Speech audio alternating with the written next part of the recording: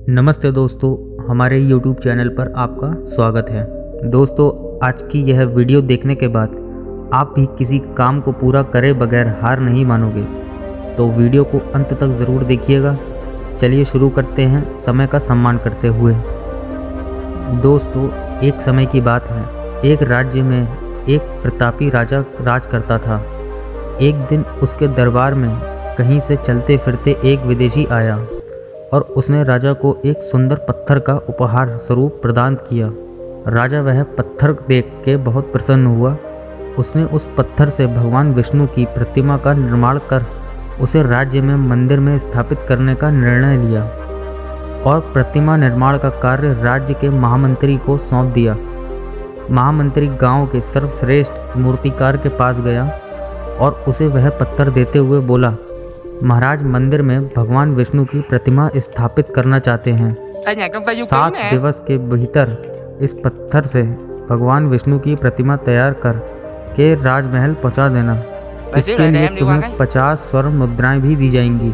50 स्वर्ण मुद्राओं की बात सुनकर मूर्तिकार खुश हो गया और महामंत्री के जाने के उपरांत प्रतिमा का निर्माण कार्य प्रारंभ करने के उद्देश्य से अपने औजार निकाल लिए। अपने औजारों में से उसने एक हथौड़ा लिया और पत्थर तोड़ने के लिए उस पर हथौड़े से वार करने लगा, किंतु पत्थर जस का तस रहा। मूर्तिकार ने हथौड़े के कई बार पत्थर पर किए, किंतु पत्थर नहीं टूटा। 50 बार प्रयास करने के बाद भी मूर्तिकार ने एक अंतिम बार प्रयास करने के उद्देश्य से हथौड़ा उठाया, किंतु यह सोचकर हथौड़ा पर प्रहार करने से के पूर्व ही उसने हाथ खींच लिया कि जब 50 बार वार करने से पत्थर नहीं टूटा तो अब क्या टूटेगा। वह पत्थर लेकर वापस महामंत्री के पास गया और उसे यह कहकर वापस कराया कि इस पत्थर को तोड़ना नामुमकिन है, इसलिए इससे भगवान विष्णु की प्रतिमा नहीं बन सकती। महामंत्री को राजा का आदेश हर स्थिति में पूरा करना था, इसलिए उसने भगवान विष्णु की प्रतिमा निर्मित करने का कार्य गांव के एक साधारण से मूर्तिकार को सौंप दिया।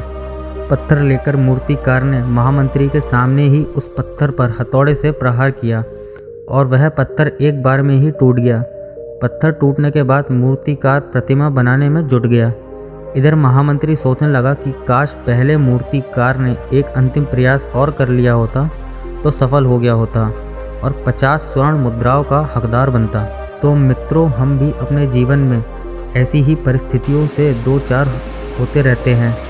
कई बार किसी कार्य को करने के लिए पूर्व या किसी समस्या के सामने आने पर उसका निराकरण करने के पूर्व ही हमारा आत्मविश्वास डगमगा जाता है और हम प्रयास किए बिना ही हार मान लेते हैं। कई बार हम 1-2 प्रयास में असफलता मिलने पर आगे प्रयास करना छोड़ देते हैं, जबकि हो सकता है कि कुछ प्रयास और करने पर कार्य पूर्ण हो जाता या समस्या का समाधान हो जाता।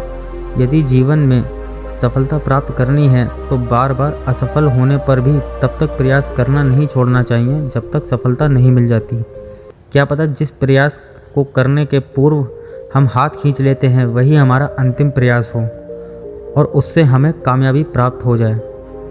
दोस्तों, आपने आज की हमारी इस वीडियो से क्या सीखा हमें कमेंट करके ज़रूर बताएं और साथ ही साथ अपने परिवार और दोस्तों में शेयर ज़रूर करें और हमारे चैनल को भी सब्सक्राइब करें। जल्दी मिलते हैं एक नई वीडियो के साथ, तब तक अपना ध्यान रखिए।